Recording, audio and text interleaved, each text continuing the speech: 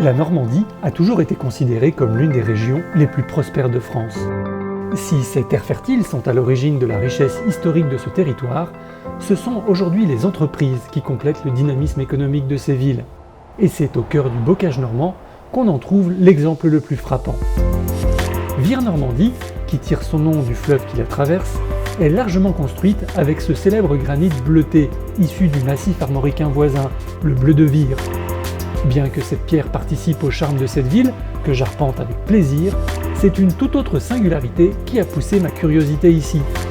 L'économie de Vire-Normandie est réputée d'une telle résilience que l'on parle de miracle virois.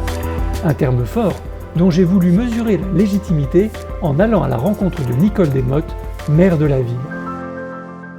Je pense que c'est un dynamisme presque hors norme. À l'origine, c'était le transport qui était l'atout principal de Vire.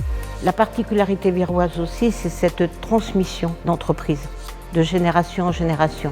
Le bocage virois est une région d'élevage.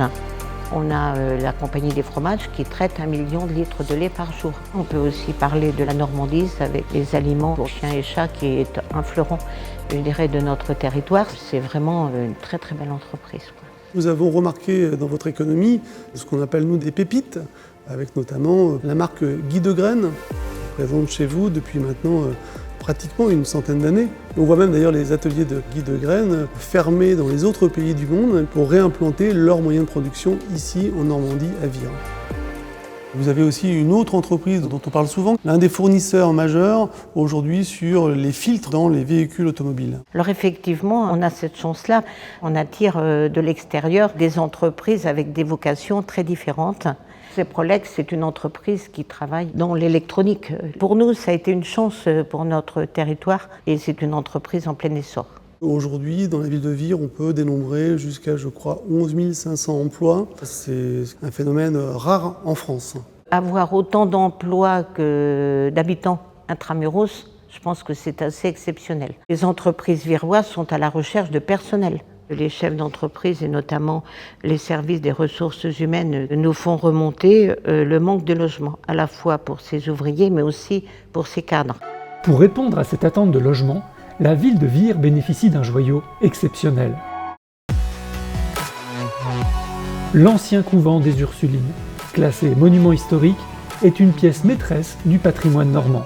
Identifiable à son plan en U, ce bâtiment fait partie des édifices les plus majestueux de la région. Un magnifique bâtiment dans un environnement assez verdoyant, avec une très très belle vue. Le groupe François Ier va créer ici un ensemble de logements idéalement situés en plein cœur de ville. On est à quelques minutes des commerces et des lieux de travail, sans énervement au volant de sa voiture. Les futurs résidents bénéficieront de toutes les infrastructures d'une grande ville dans un environnement apaisant.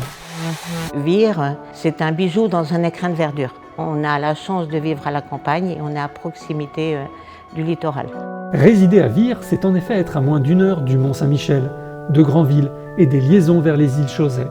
Il y a une entreprise parisienne qui s'était délocalisée. Les personnes qui sont arrivées dans cette région sont très contentes de l'être et heureux d'y vivre. Ce programme de l'ancien couvent des Ursulines est une occasion rare de s'offrir un véritable morceau du patrimoine français dans la ville la plus dynamique du bocage normand.